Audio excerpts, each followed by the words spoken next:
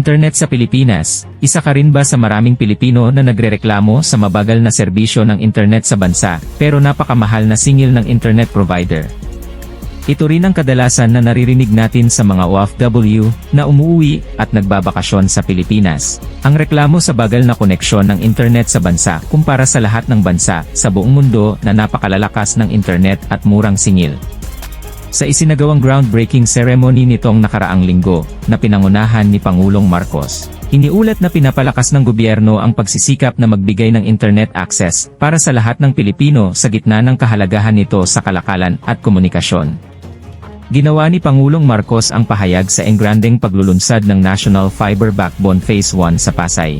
Inulit ang kanyang pangako na magdala ng high-speed internet access sa bansa upang lumikha ng mas pinahusay na digitally na Pilipinas. Nilinaw niya mula noong simula ng kanyang termino na ang isa sa mga pangunahing prioridad na kinikilala ng administrasyong ito ay ang lumikha ng isang Digital Philippines, sabi ng Pangulo sa kanyang talumpati.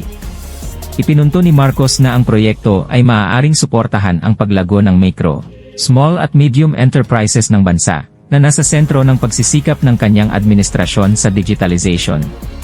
Para umabot tayo sa point na hindi sa village lang nagbebenta ang sari-sari store. Ang sari-sari store ay maaaring magbenta kahit saan at iyon ang nagdadala sa atin sa digital space, sabi ni Marcos. Sinabi ng Pangulo na nais ng mga Pilipino na makatanggap ng mabilis, maasahan at abot-kayang serbisyo sa internet.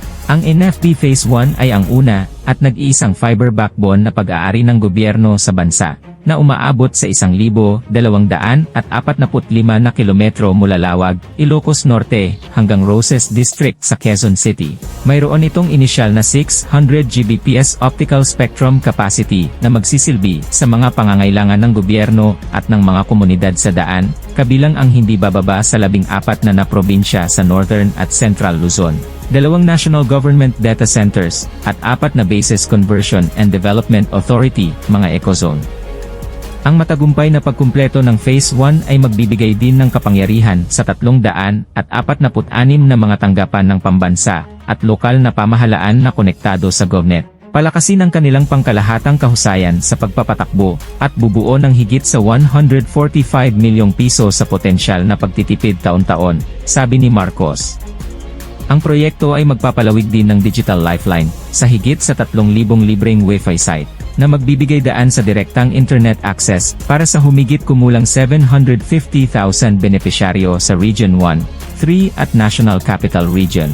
Pinuri ni Marcos ang pagsisikap ng mga opisyal at tauhan ng Department of Information and Communications Technology gayon din ng mga pribadong kasosyo at pampublikong sektor, kabilang ang BCDA, Transco, National Grid Corporation ng Pilipinas, at ang consortium na pinamumunuan ng Meta para sa paggawa tulad ng isang pangmatagalan at multi-phase na programa. Sinabi ng Pangulo na inaasahan niyang matapos ang 5 karagdagang yugto sa 2026, na inaasahang tataas ang penetration rate sa 65% mula sa 33% at aabot sa 70 milyong Pilipino mula sa kasalukuyang 115 milyong populasyon sa buong bansa. Ito rin ay magpapababa sa presyo ng hanggang $5 kada Mbps.